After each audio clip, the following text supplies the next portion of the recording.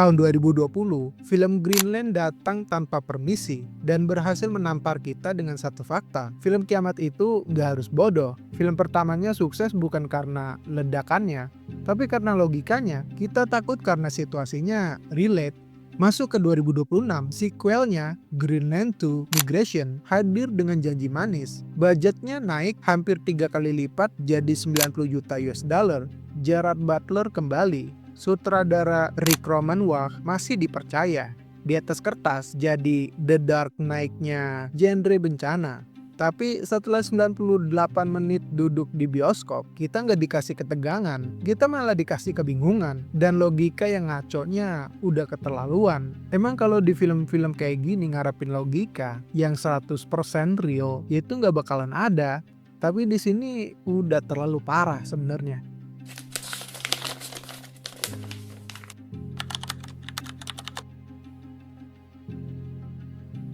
Konteks singkatnya dulu, 5 tahun setelah komet Clark menghantam bumi, John Garrity dan keluarganya masih bertahan hidup di bunker Greenland. Dunia di luar sudah jadi neraka radiasi. Premisnya berubah drastis. Kalau film pertamanya adalah tentang evakuasi, lari dari kematian. Film kedua ini adalah tentang migrasi, lari menuju harapan. Bunker mereka hancur, dan mereka mendengar sinyal tentang tanah perjanjian di kawah bekas hantaman komet di Eropa. Ide dasarnya bagus sebenarnya, brilian. Perjalanan road trip pasca apokaliptik lintas benua, potensi world buildingnya raksasa. Tapi justru disinilah masalah utamanya. Film ini mencoba menjadi terlalu besar sampai lupa memperdulikan hal-hal kecil yang justru jadi nyawa di film pertamanya. Dalam genre survival, musuh utamanya adalah hukum alam, fisika, kimia, biologi. Penontonnya mau lihat karakternya menderita memecahkan masalah itu. Tapi di Greenland 2, naskahnya itu kelihatan males banget. Alih-alih memecahkan masalah, naskah justru menghapus masalah itu dengan sihir cutting yang disebut plot convenience. Contoh kasus paling nyata saat scene Scotchy, saat sedang keos-keosnya. Scotchy itu sudah terdampar di pantai selama minimal bertahun-tahun, di sini 5 tahun semenjak komet menghantam bumi. Secara kimiawi, bensin itu punya masa simpan, shelf life. Dalam 6 bulan sampai setahun, bensin akan teroksidasi jadi jelaga yang menyumbat mesin, dan aki atau baterainya sudah pasti mati total. Tapi di film ini, mungkin kekuatan magic, Scotchy itu nyala tiba-tiba. Mungkin kekuatan panik atau gimana, nggak ngerti juga. Yang pasti ini bukan sekedar film fiksi, ini jadinya penghinaan terhadap logika survival. Bayangin betapa tegangnya kalau mereka harus menyuling bahan bakar dulu dan mendayung manual. Hilang sudah potensi konflik itu cuma biar ceritanya bisa cepat pindah lokasi. Contoh kedua, masih di scene yang sama atau di lokasi yang sama. Naskah film ini punya penyakit kronis tiba-tiba sampai. Perjalanan dari laut dari Greenland ke Liverpool dengan kapal kecil itu misi bunuh diri. Ribuan kilometer ombak ganas, persediaan terbatas. Di film, mereka sempat bilang bensin habis, makanan kurang. Itu setup konflik yang ngeri. Kita pikir bakal ada konflik dan seru kalau ada konflik di situ. Sebenarnya harapannya gitu. Tapi penyelesaiannya, cut to black, tahu-tahu sudah sampai Liverpool. Padahal bensin habis, mengandalkan arus laut. Konflik logistik yang harusnya mematikan, diselesaikan di luar layar. Akibatnya, kita sebagai penonton merasa perjalanan mereka itu murah, nggak ada perjuangan sama sekali. Tahu-tahu sampai.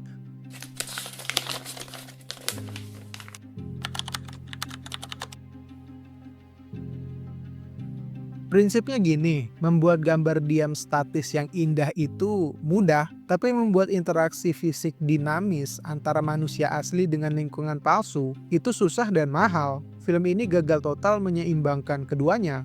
Saat kita melihat wide shot, pemandangan sekitar, film ini juara, bagus, keren. Pemandangan Selat Inggris yang kering jadi ngarai, atau kota Liverpool yang tenggelam, itu made painting kelas atas. Atmosfernya dapat banget, tapi begitu masuk adegan interaktif, kualitasnya jadi turun banget. Yang potensi scene paling ngeri dibikin jadi scene yang paling kurang banget.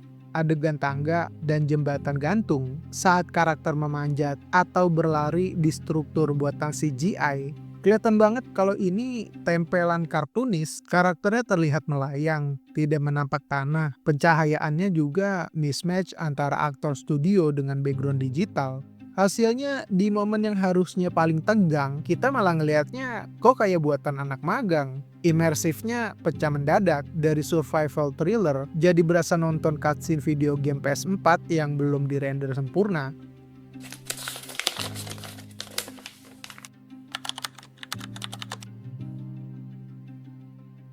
Aspek terakhir yang bikin film ini terasa kosong adalah manipulasi emosi buatan. Film yang bagus memberikan emosi tumbuh dari koneksi kita ke karakter. Film yang buruk memaksa kita sedih dengan musik sedih dan kematian yang sembarang. Greenland 2 ini melakukan yang kedua. Masalah utamanya adalah inflasi taruhan yang tidak personal. Contohnya adalah para red shirts, karakter sekali pakai. Sepanjang jalan, film ini mengenalkan karakter baru, supir, keluarga, tapi cuma untuk membunuh mereka 5 menit kemudian. Tujuannya biar kita ngerasa dunia ini berbahaya banget. Tapi karena kita belum kenal, kematian mereka itu jadi sepele, gak ada duka, yang ada cuma rasa bosan lihat orang mati terus. Terus juga kematiannya itu kerasa sayang-sayang, kematian-kematian orang terdekatnya. Padahal bisa di-develop lebih dalam lagi karakter-karakter pendukungnya. Tapi di sini malah dimatikan secara sengaja dan kayaknya konyol aja gitu matinya. Dan yang paling fatal, amnesia plot Nathan. Di film pertama, betapa krusialnya diabetes Nathan. Itu nyawa ceritanya. Konflik insulin ketinggalan di mobil, itu tegang banget. Di film ini, penyakit itu seolah dilucuti, tidak dibahas secara dalam lagi. Dari mana dia dapat insulin selama 5 tahun di bunker? Gimana cara nyimpannya tanpa kulkas? Nggak dijelasin. Konflik personal yang grounded ini dibuang, diganti dengan konflik generik perang tembak-tembakan di Eropa yang sebenarnya menurut kita nggak perlu-perlu amat. Dan yang di scene akhir menguatkan bahwa film ini memaksakan kehendak. Spoiler aja, emang udah dari awal spoiler sih. Di akhir dia meninggoy karena ditembak. Terus buat apa build up sekilas tentang penyakit dia yang hanya bisa hidup beberapa minggu lagi? Kan jadi sia-sia.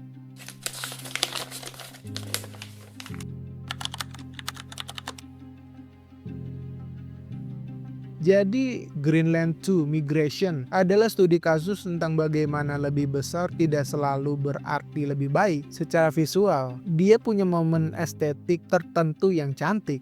Kalau kalian cuma cari tontonan latar belakang sambil makan siang, visual wide shot-nya cukup memanjakan mata. Gerard Butler juga masih main aman dan cenderung meng-carry film ini sebagai bapak-bapak tangguh. Tapi sebagai sebuah cerita dan sebagai sebuah sequel, ini kemunduran total. Logikanya dikorbankan demi aksi instan. Ya walaupun kita juga paham lah, mengharapkan logika 100% di film ini itu impossible banget. Tapi seenggaknya minimal lah harus di-deliver dengan baik. Tapi di sini kayaknya menurut keyakinan kita nggak terlalu oke untuk mendelivernya. Dan juga teknis CGI-nya tidak konsisten. Emosi tulus yang bikin film pertamanya spesial hilang ditelan ambisi menjadi film warzone militer dan sipil. Sebuah sequel yang punya potensi jadi epic tapi berakhir jadi generik.